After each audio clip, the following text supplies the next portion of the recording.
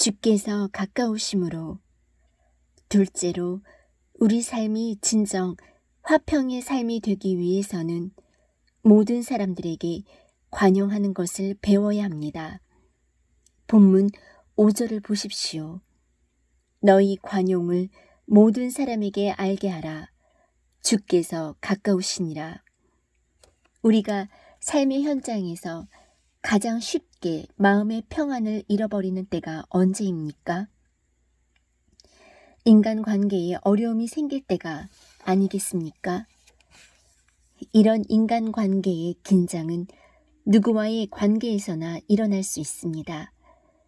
아무리 친했던 사람이나 부부 사이에서도 인간관계의 긴장과 상처가 생길 가능성은 항상 존재합니다. 그리스도인들 사이에서도 마찬가지입니다. 우리 안에 있는 죄성과 연약함 때문에 그렇습니다.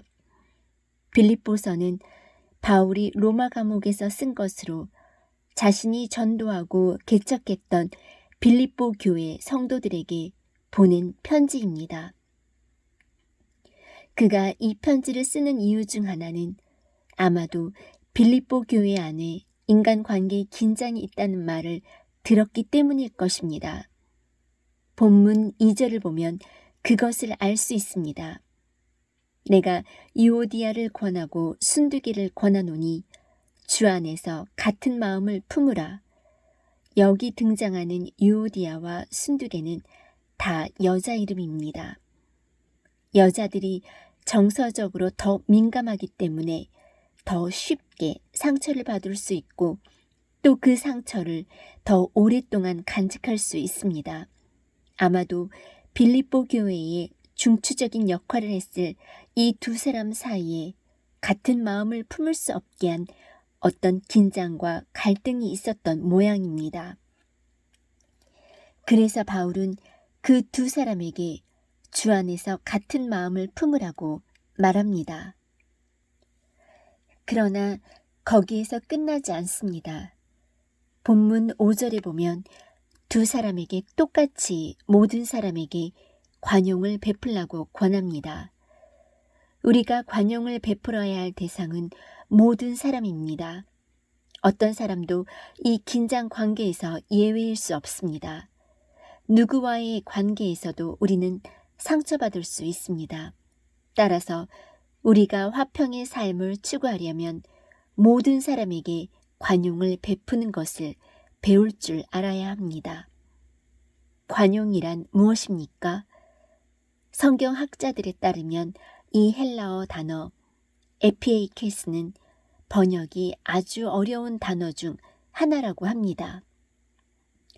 그래서인지 영어 성경을 봐도 매우 다양한 단어들로 번역된 것을 알 수 있습니다. 어떤 사람은 더 큰 목적과 비전을 위해서 자기 의견을 포기하고 양보하는 자세라고 했고, 어떤 사람은 상대방이 나를 어떻게 대하든 상관없이 그에게 부드럽게 대하는 자세라고 번역했습니다.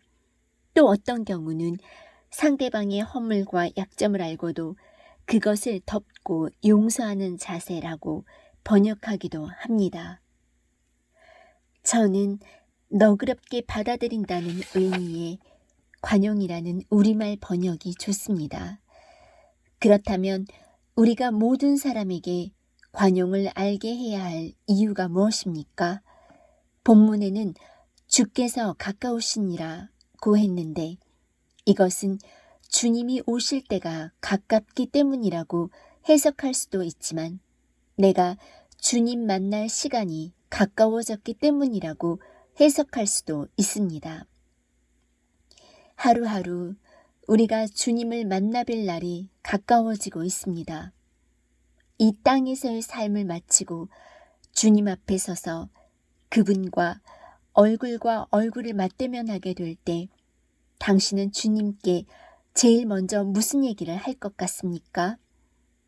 주님, 만나서 너무 반가워요 하시겠습니까? 저 같으면 주님을 똑바로 쳐다보지도 못할 것 같습니다. 그저 고개를 숙인 채 주님 뵙고 나니까 너무너무 죄송해요. 제가 살아온 인생을 보니 참 부끄러워요. 제가 애는 썼지만 잘못 살았던 부분들이 너무 많거든요. 주님, 저를 용서하고 받아주세요. 제게 관용을 베풀어 주세요. 라고 말하게 될 것 같습니다. 그러면 주님은 틀림없이 저에게 이렇게 반문하실 것입니다.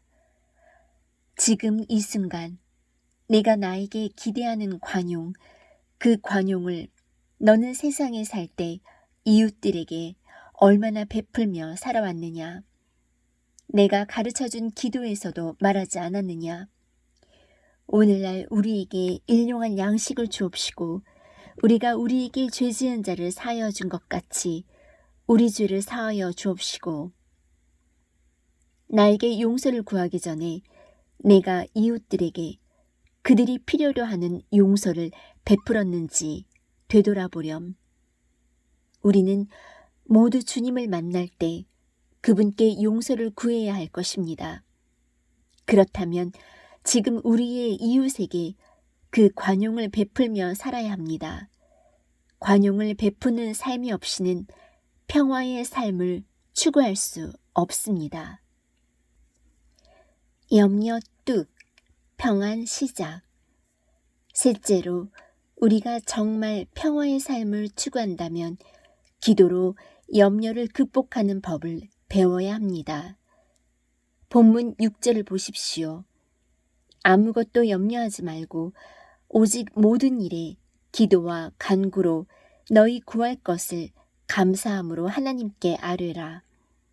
앞에서 저는 화평의 삶을 위협하는 가장 근본적인 장애 요인이 인간관계라는 것을 말씀드렸습니다. 그런데 인간관계 다음으로 우리의 화평을 위협하는 보편적인 요소가 또 한 가지 있는데 바로 염려입니다. 염려할 일들이 생기면 우리 마음의 평화가 흔들리지 않습니까? 헬라어에서 염려란 단어 메림나는 본래 마음이 나누어진다, 마음이 찢어진다는 말에서 유래했습니다. 염려할수록 우리 마음은 더 많이 분열됩니다. 최악의 경우 마음이 너무 많이 갈라져서 정신분열증에 걸릴 수도 있습니다. 염려는 이처럼 무섭고 파괴적인 것입니다. 그러나 염려는 염려한다고 해결되지 않습니다. 그러면 어떻게 해야 염려를 극복할 수 있습니까? 성경이 어떻게 가르치는지 보겠습니다. 6절에 보면 아무것도 염려하지 말라는 말이 처음에 나옵니다. 그러니까 염려를 극복하려면 우선 염려하던 것을 중단해야 합니다. 그리고 염려하는 모든 일들을 기도와 간구의 제목이 되게 하라고 했습니다. 우리에게 걱정거리가 생겼다 하면 기도할 일이 생겼구나 하고 기도하라는 것입니다. 어떤 기도입니까? 주님, 나 이런 문제 있어요 하는 식의 일상적이고 형식적인 기도가 아닙니다. 그래서 성경은 그냥 기도만 강조한 것이 아니라 기도와 간구로 하나님께 아뢰라고 말씀합니다. 간구란 집중적으로 간절히 구하는 것을 말합니다.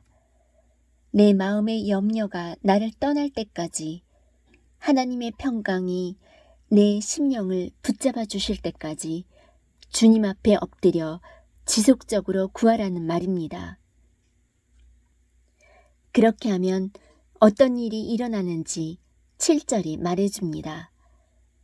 그리하면 모든 지각에 뛰어난 하나님의 평강이 그리스도 예수 안에서 너희 마음과 생각을 지키시리라. 재미있는 것은 우리가 기도하면 염려했던 모든 일이 사라진다거나 잘 해결된다고 약속하지 않았다는 사실입니다. 물론 생각지 못했던 놀라운 기적이 일어나서 문제가 깨끗이 해결될 수도 있습니다. 저는 그런 경우를 종종 봤습니다. 그러나 그것은 예외에 속합니다. 대개의 경우에는 기도했는데도 염려할 환경이나 문제는 변하지 않고 그대로 있습니다.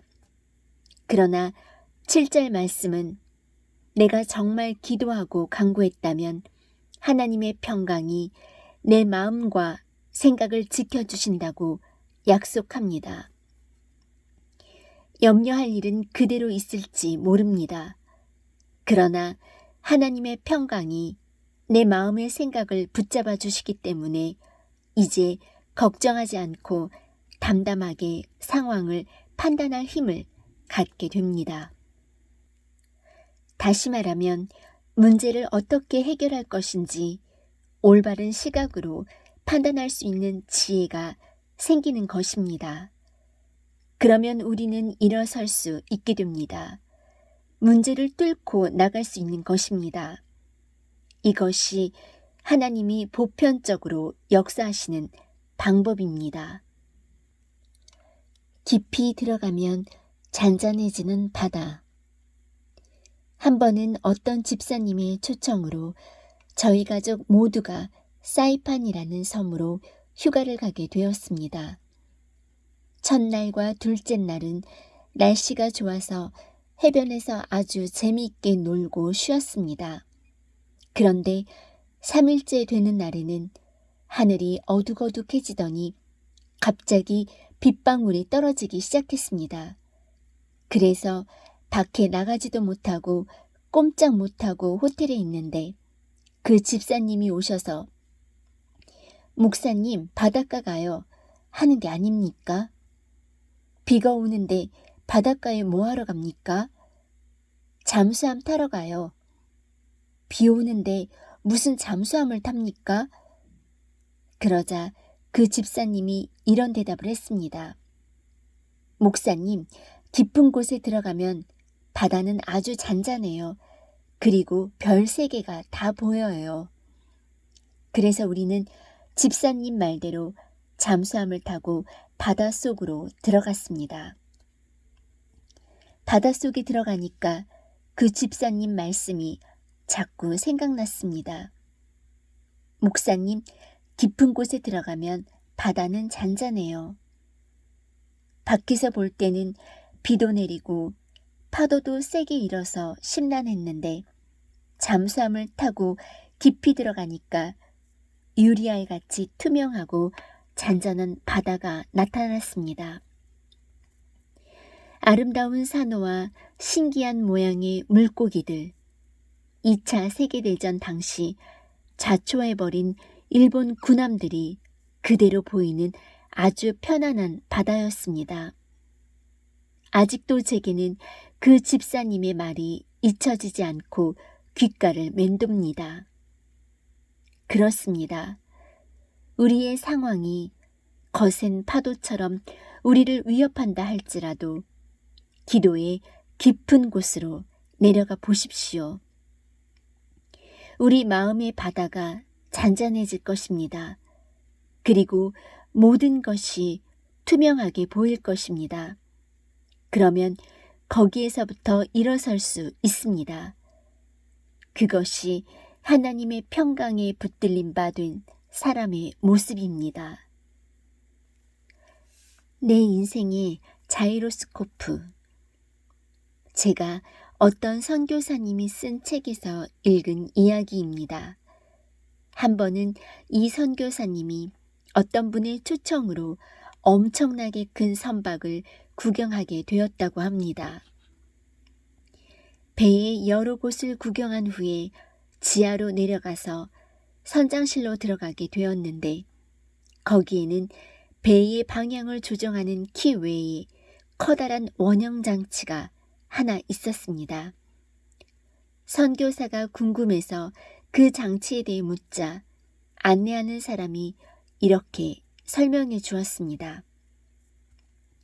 저것은 자이로스코프라고 합니다. 아무리 파도가 높고 물살이 험해도 배의 수평과 안전을 유지하게 해주는 장치이지요. 그 얘기를 들으면서 이 선교사님은 내 인생에서 기도는 바로 저 자이로스코프와 같구나. 물살과 파도가 아무리 높아도 내 인생의 수평과 안전을 유지하도록 해주시는 하나님의 놀라운 장치, 그것이 바로 기도의 자리이다 라고 생각했다고 합니다. 그렇습니다. 하나님이 주신 우리 인생의 자이로스코프인 기도를 붙들고 있으면 우리는 안전합니다. 이런 사람은 사자처럼 우리의 삶을 위협하는 많은 도전 속에서도 평안을 잃지 않습니다. 성경의 인물 중에 실제로 사자 굴 속에서도 평안히 잠잔 사람이 있지 않습니까? 바로 다니엘입니다. 불세출의 위대한 설교자인 스펄전은 다니엘의 이야기를 묵상하면서 이런 말을 했습니다. 다니엘이 사자 굴 속에서 평안히 잠을 자는 동안 저 하늘의 궁전에서는 하나님이 다니엘을 지키기 위해서 잠을 이루지 못하고 계셨다. 저는 이 말이 지나친 말이 아니라고 생각합니다. 이스라엘의 하나님은 졸지도 않고 주무시지도 않는다고 성경은 말씀합니다. 우리의 평안을 위해서 주님은 대가를 지불하고 계십니다. 아니, 이미 엄청난 대가를 지불하셨습니다.